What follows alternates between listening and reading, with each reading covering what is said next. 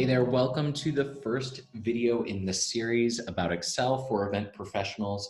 I'm super excited that you're following along here. Keep in mind that we do have a link to the workbook that we're using down in the description of this video, so feel free to download and follow along. We're going to jump in with the first topic, which is converting a .csv file over to an Excel file.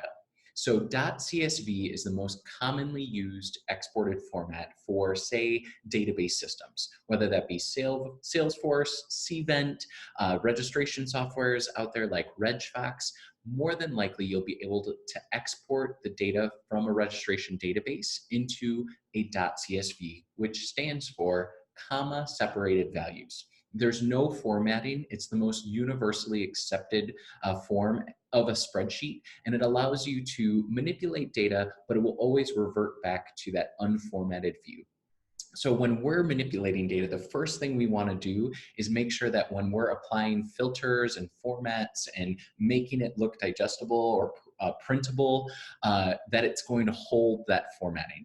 So the first step in that process is a very simple one, but if you miss it, you're probably going to be finding yourself doing a lot of double work. So let's dig in. I'm going to share out my screen and show exactly what the data we're looking at is. And so the sample dietary report is the data set that we'll be using for this entire series. If we open this up, lo and behold, it looks like a lot of convoluted data. We have a registration code, we have a registration type, attendee type, and you can see that right off the bat, we're getting information that's cut off.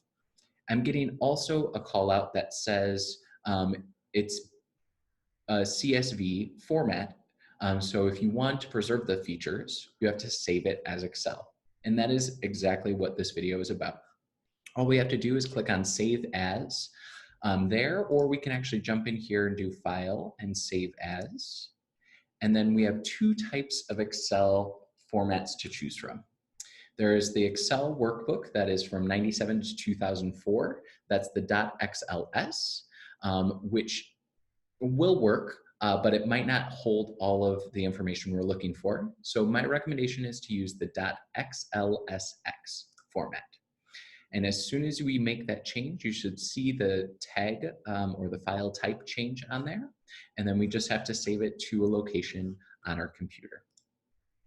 Now, when we go through here and we add in formatting, we'll be able to see that all of that is going to save the next time that we open that up. That is as simple as we need to get for this video.